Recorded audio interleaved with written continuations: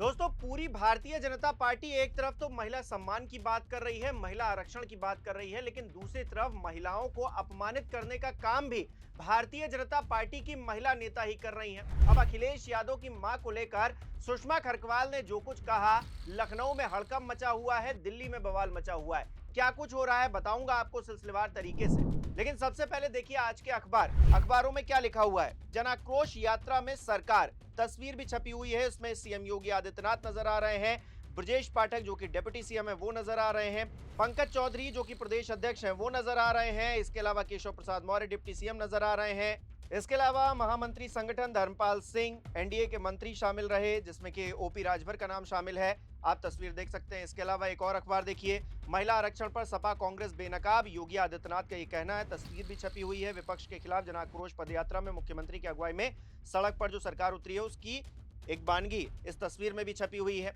महिलाओं के सियासी हक के लिए सरकार संगठन की जन आक्रोश रैली, लोकसभा में संविधान संशोधन बिल गिरने पर सपा कांग्रेस को घेरा गया। और जिस तरह से तस्वीर तमाम अखबारों में छपी है, इस अखबार में भी तस्वीर छपी हुई है। योगी आदित्यनाथ क्या कह रहे हैं और पंकज चौधरी क्या कह रहे हैं ये भी इसमें लिखा हुआ है। लेकिन सुषमा खरकवाल क्या कह रही हैं, जो कि लखनऊ की मेयर है, ये कहीं पर नहीं छपा हुआ है। और वो छपेगा कैसे, क्योंकि उन्होंने बात ही कुछ ऐसी कर दी है जिस पर पूरी समाजवादी पार्टी आग बबूला है। सबसे पहले मैं आपको एक तस्वीर दिखाता हूं किस तरह से समाजवादी पार्टी के कार्यकर्ता सुषमा खरकवाल का जो आवास है वहां पर जाकर अपना आक्रोश प्रदर्शित कर रहे हैं। आप ये तस्वीर देख सकते हैं। लेकिन इस तस्वीर की नौबत आई क्यों, अब वो समझ लीजिए। दरअसल महिला आरक्षण के मुद्दे पर विपक्ष को निशाने पर लेते हुए सुषमा खरकवाल ने कहा कि इन्होंने उस महिला का अपमान किया है जिनकी कोख से इन्होंने जन्म लिया है, उस महिला का अपमान किया है जिस बहन की उंगली पकड़कर चले हैं, खड़े हुए हैं, उस बेटी का अपमान किया है।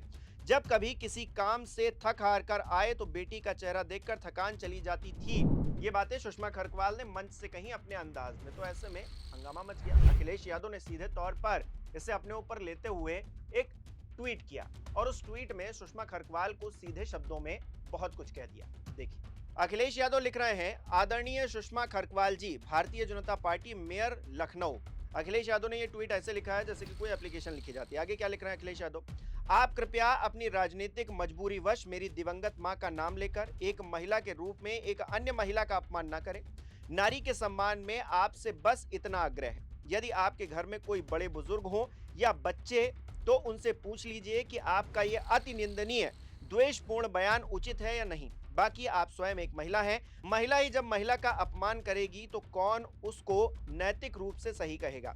भारतीय समाज में कभी भी किसी भी मां का अपमान स्वीकार्य नहीं है। आपका राजनीतिक भविष्य उज्जवल होता अगर आप उसे नैतिक मानकों पर इतना नीचे न ले जाती। आज आपके समर्थक भी शर्मिंदा हैं, जिनको प्रभावित करने के लिए आप अपना स्तर गिरा रही हैं। वो किसी के भी सगे नहीं हैं।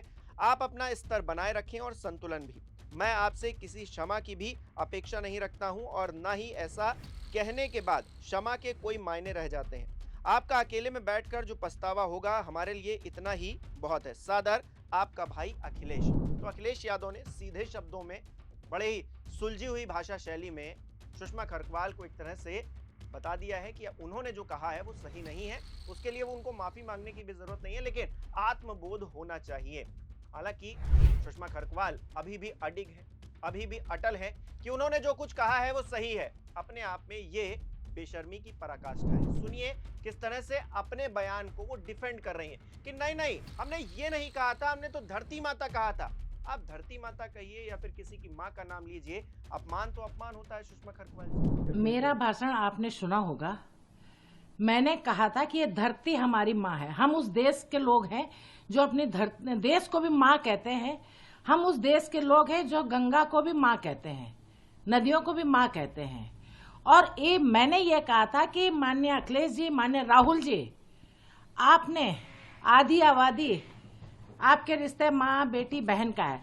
आप देख लीजिए मेरा भाषण। मैंने कहा था कि आधी आबादी में जिस माँ ने आपको जन्म दिया, आपने उस माँ का विरोध किया, उस नारी का विरोध किया। जिस बहन ने आपकी उंगली पकड़ के चलना सिखाया, उस बहन का आपने विरोध किया। और जिस बेटी को देख करके कहीं भी आप टेंशन में हो, थकान हो, और आपके सामने आपकी बेटी आ जाए तो सारी टेंशन खत्म, सारी थकान खत्म, उस बेटी का भी आपने अपमान किया। आपने नारी के कई रिश्ते होते हैं, माँ बेटी बहन। आपने अपनी माँ, हम लोगों के जो रिश्ता है माँ बेटी बहनों का, आधी आबादी का आपने अपमान किया। और ये देश हमारा माँ है, हमारी माँ है। और विपक्ष के नेता राहुल गांधी जी विदेश में जाकर के अपने देश यानी अपनी माँ, हम लोगों की माँ है, अपने देश का अपमान करते हैं, तो ये हमें सहन नहीं होगा। हम भारत माता है और भारत माता की जय, भारत माता जिंदाबाद। तो कुल मिलाकर सुषमा खरकवाल ने जो जनाक्रोश रैली थी उसमें कहीं ना कहीं विपक्ष को मौका दे दिया, अखिलेश यादव को मौका दे दिया कि किस तरह से भारतीय जनता पार्टी अपमान करती है महिलाओं का, या फिर जो दिखावा कर रही है आरक्षण के नाम पर वो कहीं ना कहीं राजनीति से प्रेरित है। और जिस तरह से 2023 में महिला आरक्षण बिल पास हुआ उस पर कोई एक्शन नहीं हुआ, 3 साल तक वो ठंडे बस्ते में पड़ा रहा। उसके बाद हमने देखा कि अचानक से 3 दिन का सेशन बुलाया जाता है और उससे एक रात पहले रातों रात उस कानून को नोटिफाई किया जाता है। तो ये नियत दिखाती है मोदी सरकार की कि वो महिला आरक्षण को लेकर कितना सजग है। विपक्ष तो आज भी यही मांग कर रहा है ना कि 543 जो मौजूदा लोकसभा की सीटें हैं उस पर आप प्रावधान करिए, हम आपके साथ में खड़े हैं, आज से ही 33% आरक्षण का आप जो है सिस्टम बना दीजिए। लेकिन आप नहीं बना रहे, क्यों नहीं बना रहे भाई? 543 सीटों पर तो दीजिए पहले। आप कह रहे नहीं जब 850 हो जाएंगी तब हम देंगे, ये कहां की बात हुई? और आप अपनी पार्टी में नहीं दे रहे, अपनी सरकार में नहीं दे रहे। आप सोचिए, ये जो जन आक्रोश रैली थी इसमें क्या 33% महिलाएं थी क्या जो टॉप लेवल पर बैठी भारतीय जनता पार्टी के? आप देखिए, मुख्यमंत्री, डेप्यूटी सीएम, तमाम मंत्री, तमाम जो संगठन से जुड़े हुए लोग हैं, क्या उसमें आपने 33% आरक्षण की व्यवस्था की है? क्या आपने उसमें 33% भागीदारी की बात की है, 1/3 भागीदारी की बात की है?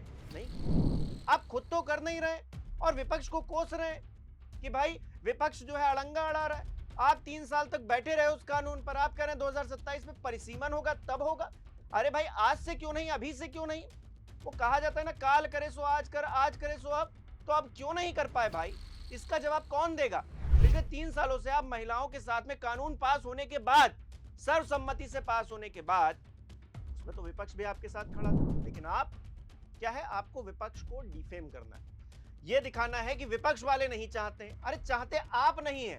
अगर आप चाहते तो अब तक तो प्रावधान हो गया होता, व्यवस्था हो गई होती, और शायद 2024 के इलेक्शन में जिस तरह का हाल भारतीय जनता पार्टी कर रहा है वो नहीं होता अगर उसको उसी वक्त नोटिफाई कर दिया गया होता और उसी वक्त महिला आरक्षण का प्रावधान कर दिया गया था। लेकिन ये घड़ियाली आंसू बहाने, विपक्ष को अपमानित करना है, ये दिखाना है कि विपक्ष वाले महिलाओं का सम्मान नहीं करते।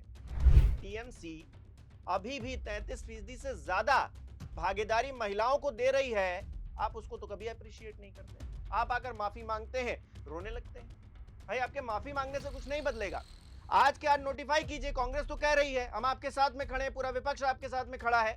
लेकिन क्या है, आपको जनाक्रोश रैली करके थोड़ा सा माहौल बनाना है, क्योंकि उत्तर प्रदेश में भी चुनाव होने, देश में तमाम हिस्सों में जो है चुनाव होने हैं, बंगाल में चल ही रहा है। वैसे में आपको माहौल बनाना है, इसीलिए आप ऐसा कर रहे हैं। नहीं तो अगर करना होता तो अब तक तो हो गया होता। 12 साल हो गए हैं तो महिला आरक्षण को लेकर आप माफी मांग रहे हैं, शर्म आनी चाहिए आपको। इस वीडियो को आप कैसे देख रहे हैं कमेंट करके जरूर बताइएगा। सुषमा खरकवाल ने जिस तरह से महिला होते हुए महिलाओं का अपमान किया है, उसको आप किस तरह से देख रहे हैं, उसके बारे में भी 2 शब्द लिखिएगा जरूर। इस वीडियो को लाइक करना, शेयर करना मत भूलिएगा। हमारे चैनल को सब्सक्राइब नहीं किया तो वो भी जरूर कीजिएगा। आप हमें सहयोग भी कर सकते हैं, ज्वाइन बटन पर क्लिक करें। बहुत बहुत धन्यवाद।